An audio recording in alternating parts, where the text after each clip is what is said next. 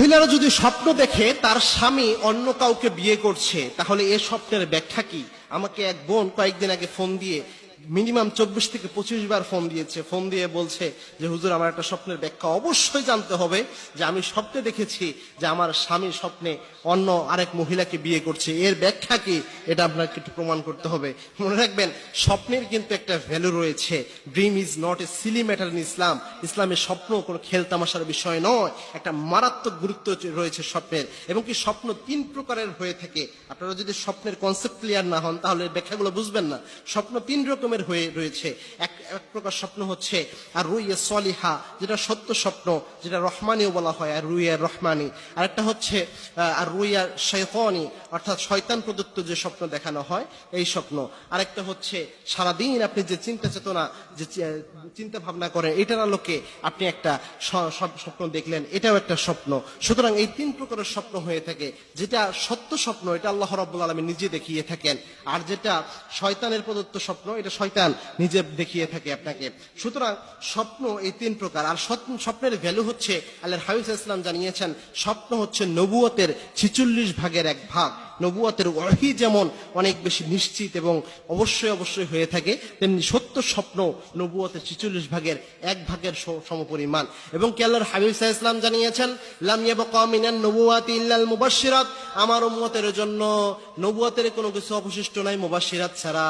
সাহাবায়ে কেরাম প্রশ্ন করলেন, ইয়া রাসূলুল্লাহ, মুবাশশিরাত কি? আল্লাহর হাবিব সাল্লাল্লাহু আলাইহি ওয়াসাল্লাম জানালেন, আর রুইয়া সলিহা, সত্য স্বপ্ন, এটাই হচ্ছে মুবাশশিরাত। এটাই আল্লাহ রাব্বুল আলামিন দিক নির্দেশনা দিয়ে থাকেন সত্য স্বপ্নের মাধ্যমে। সুতরাং সত্য স্বপ্নের একটা ভ্যালু রয়েছে।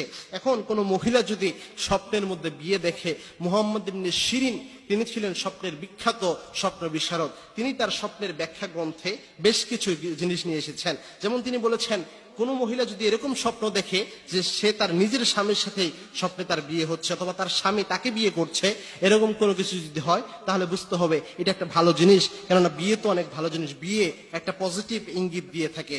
তবে কোনো মহিলা যদি দেখে যে স্বপ্নে তার স্বামী অন্য কোনো মহিলাকে বিয়ে করছে, তো এই ক্ষেত্রে অনেকটা খারাপ কিছু হওয়ার সম্ভাবনা থাকে, অনেকেই বলেছেন, তবে এটা নিশ্চিত নয়। তো এই ক্ষেত্রে, এই মহিলার ক্ষেত্রে যেটা হতে পারে, যে সে প্রায় সময়ই একটা অনিশ্চয়তায় ভুগে যে তার স্বামী আরেক জায়গায় বিয়ে করে কিনা। কেননা পরবর্তীতে তার হাজবেন্ডের সাথে আমার কথা হলো, সে বলল যে হুজুর, দেখেন অবস্থা, সব সময় এরকম সন্দেহ করে যে আমি আরেক জায়গায় বিয়ে করে ফেলি কিনা।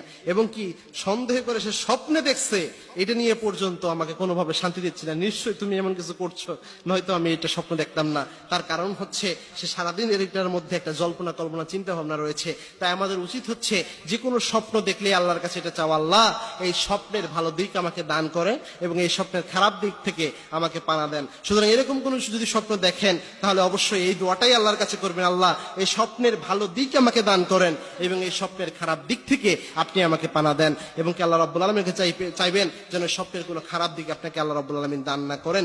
আর খারাপ স্বপ্ন যদি দেখেন, তাহলে অবশ্যই বাম পাশে থুতু নিক্ষেপ করে আল্লাহর কাছে আশ্রয় চাইবেন। ভালো স্বপ্ন দেখলে 2 রাকাত নামাজ পড়ে চাইলে আল্লাহর কাছে এটার কল্যাণটা